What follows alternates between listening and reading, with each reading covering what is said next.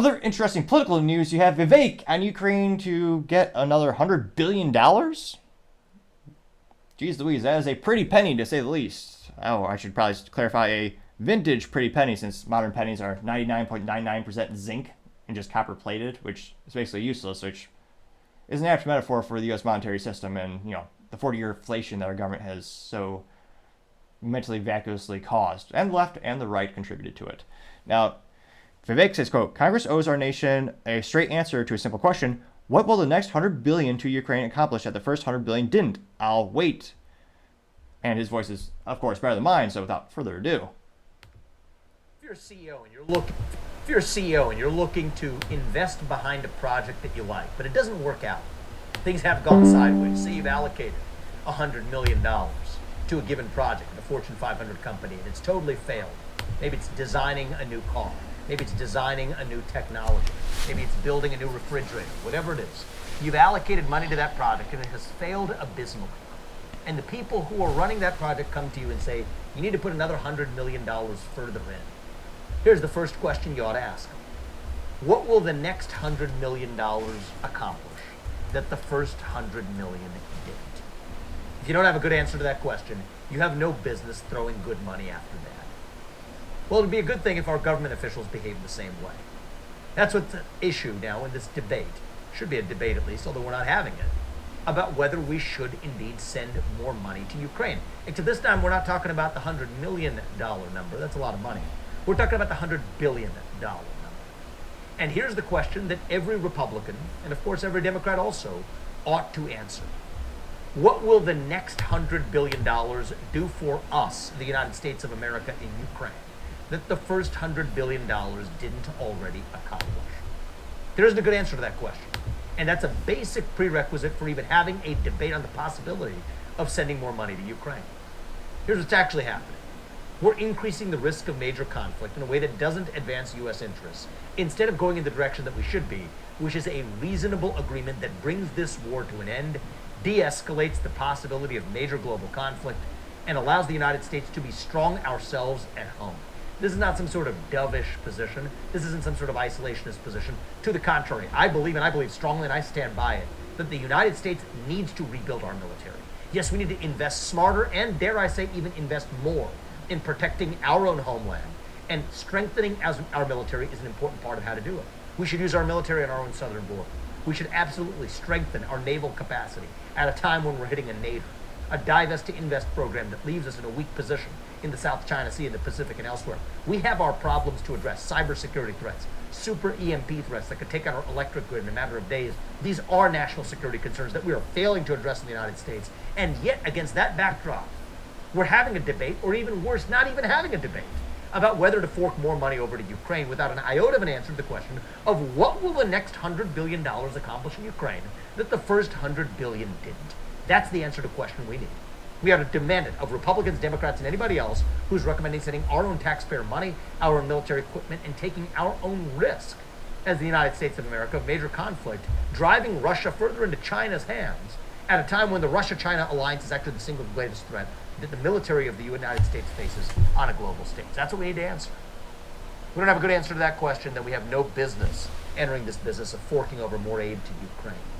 I think Speaker Johnson's done a lot of good things since he took over, but I think this is one question he owes an answer on to the American people. That'll at least enrich the quality of debate. I may be on one side of that debate, somebody else in good faith may be on the other side of it, but whatever it is, we have to be able to answer the basic question like a CEO would for his business to his shareholders. The people in Congress need to treat the taxpayers of this country more like their shareholders too. Answer what that next $100 billion is going to do that the first $100 billion didn't. And without that, we have no business writing that check of aid, especially when we're more vulnerable than we've ever been here at home. Taking care of our homeland ought to be our top priority. And in absence of that, I'm going to demand some answers. And it would be interesting to see what has that money done for Americans. Now, going to the comment section, you have Paul Zupa saying, quote, we will never know what the first $100 billion was used for because they're not keeping track of how it's spent. And it shouldn't be spent in Ukraine at all. Our border continues to be a disaster. The idea of spending more money on the war is ridiculous. Shame on Speaker Johnson. I'm quoting 207 likes, which, yeah, the U.S. has had over, I believe, 10 million illegal immigrants get into the United States the past 36 months. So we're not spending relative to the money we're giving away, pretty much any resource allocation to guarding our borders. Yet, we're giving hundreds of billions of dollars to other countries to protect their borders. Fascinating priorities that DC has. You also have David D saying, quote, okay, this is going to be a long thread, but about how stupid this is. One, we have not given Ukraine $100 billion, not even close. The vast amount of money spent stayed in the U.S. buying new gear, paying for U.S. deployments. A contrarian statement. I will continue reading. This is interesting. Much of it went to non-Ukrainian things to make jobs in the U.S. F-35s, CH-47s, or replacing old stock out of date. Well, I'm pretty sure have they gotten F-35s? I thought Ukraine gotten F-35s. That's our best tech. I didn't think we were giving it away that easily. All right, so Forbes says, quote, while the F-35s are not directly participating in Ukraine, it's operating in the background. So don't think we're getting F-35s. Or the F-35 Lightning II specifically, coming from Lockheed. This person has 8. That was a long thread. So they're making the argument that we gave a lot of our old armaments, so we're spending the money on ourselves to make new stuff. Which, again, you wouldn't need to replenish the new stuff if you were giving away the old stuff. 27. Yeah, because we gave last year's over $100 billion in arms. Let's see, pull up the infographic on how much total we've given them thus far. Let's see here. Total U.S. Ukraine spend. Let's see here. What's the total? So I thought it was close to 60 billion. Let's see, 2024. Where is it? Because last year alone, I thought it was 150. Let's see here, 113 billion. It's a pretty penny to say the least. But it's interesting to see a contrarian statement here where someone thinks we should be spending even more money on that. If you think, I'd love to hear if you think we should increase our spend. Let's see here. Other posts you have, and that did get 983 likes. You have Johnny P saying, quote, Vladimir Putin owns the world a straight answer to a simple question. Why should we believe he will stop at the current annexed territories in Ukraine when Crimea wasn't enough? Why should NATO allies and all of Europe not feel threatened? I'm getting 107 likes. Well, I was going to say Putin had that, what was it, 2 or 3 long interview with Tucker Carlson talking about the history of how Ukraine had been a part of Russia.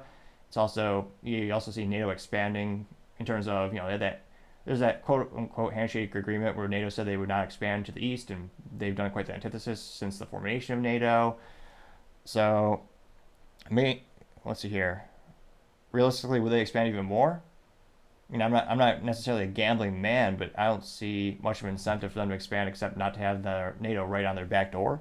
You also have Mason Birch saying, quote, it will line the pockets of defense contractors, unquote, getting 120 likes. Now, that being said, we're sending them a mixture. We're sending them cash as well as military armament. I believe also some medical gear as well. Scrolling down more and more. You have Renata Michelle saying, quote, it will accomplish nothing but make the war longer. The longer we fund the war, the longer it will go on, getting 30 likes. Let's see here. Scrolling down here. See more and more. 1 + 1 = 10. That's their profile name. Says, quote, be honest, the money you claim that is going to Ukraine is not money at all. Most of it is outdated, mothballed equipment sitting in storage, ammo, missiles, training, logistics, equipment to Ukraine. That got 55 likes, which we're also saying the new military hardware. That was the first thing that most countries sent was their current stockhold of munitions, which, again, doing so does mean you're spending money on new stuff to replace it. Now you also have Marie saying, quote, we know they are funneling money through Ukraine to pay for all the corruption like fights for illegals in camps where they are coached on what to do to line their pockets, unquote. Getting 24 likes, which, yeah, there's no purse strings attached. We are in some cases literally just giving them cash and not keeping track of it. And it's gone missing. Remember, prior to the controversy, even CNN and New York Times, everyone was saying how Ukraine was one of the most corrupt countries in Europe. Scrolling down more and more, Liz Laney says, quote, Congress owes us a lot, including an audit trial of every dollar we sent to Ukraine, and getting 20 likes, which, again, there's only 1 or 2 people in D.C. they actually brought that up as a point, saying, should we have some type of amendment or some type of section or something on this bill saying, oh yeah, we're going to keep track of how you actually spend the money we're giving you, which is funding everything from not just munitions and ammo for them, but it's also funding small businesses in Ukraine. It's funding pensions for government employees, and yet we have homeless veterans in the United States. Fascinating, the resource allocation and what the government really values. Do one or two more here. You see Planet of Memes saying, quote, another house for Zelensky, getting 36 likes. Let's see. So Karen says, quote, America last funding from President of the United States in Ukraine, January 20, 2023 is 500 million. January 23, 2023 is 10 billion. January 24, 2023 is 2 billion. February 3, 2023 is 400 billion.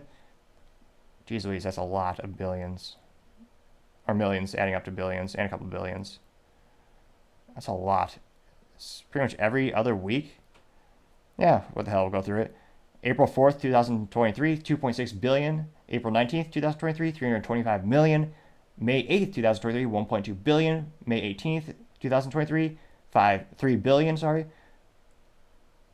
May 19th, 375 million and 40 billion.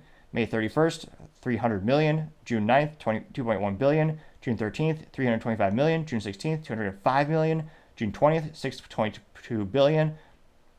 June 26th, 500 million. July 7th, 800 million. July 18th, 1.3 billion. July 21st, 400 million. August 13th, 13 billion. August 15th, 200 million. As quite a pretty penny. And I'm not sure if that is just cash, straight up cash, or if that's taking into account all the military and arms that we're sending them. That got 5 likes, and again, the U.S. is $34 trillion in debt, and we keep just printing money, which is why the stuff we have in our pockets are basically worthless because the government has caused 40-year hyperinflation. So what is the U.S. debt clock at? Let's see here. It's quite sad to always check in on it. $34.6 trillion is the U.S. current debt, and it goes up literally every single second. Yeah, it's not getting better anytime soon. Now, scrolling down, do one or two more here. Let's see here. See, Barbara says, Zelensky bought a mansion in the UK. If that helps find some of the funds, getting 4 likes. Tony says, quote, I agree with that. We are funding their government officials while they buy mansions outside Ukraine, getting 9 likes. And Zelensky doesn't even suit up. Pathetic. He comes to the United States and goes in front of elected officials in the United States, asks for more billions of dollars, and wears a sweater. Pathetic, obviously. So it'll be interesting to see, is this going to be a culture or political issue and cultural issue going into the election this year? Are Americans going to say, hey, enough is enough? Or will they vote saying, hey, we want you to send even more? We think it's a good idea to defend Ukraine? Or do you think no one's going to care about this when it comes to election season? Again, the clock always ticks faster than we think. Maybe this won't be a big deal anymore in a couple months. Maybe people just forget about the hundreds of billions of dollars we've given them. Do you think this will be a hot topic for the upcoming election year? Let me know in the comments. As always, it would be fascinating to hear what you have to say. Thank you, everyone, for taking the time to tune in. Again, I'm trying to get to 4,000 subscribers by the end of the month, so if you could click that button, I would greatly appreciate it. Also, leave me a thumbs up, thumbs down, or comment. It's a great way to give me some additional feedback, letting me know how I can make the show better and better. Lastly, don't forget to take time to tell your family, tell your friends, tell your coworkers, heck, tell your enemies, tell anyone and everyone. Just stay safe and fight the good fight.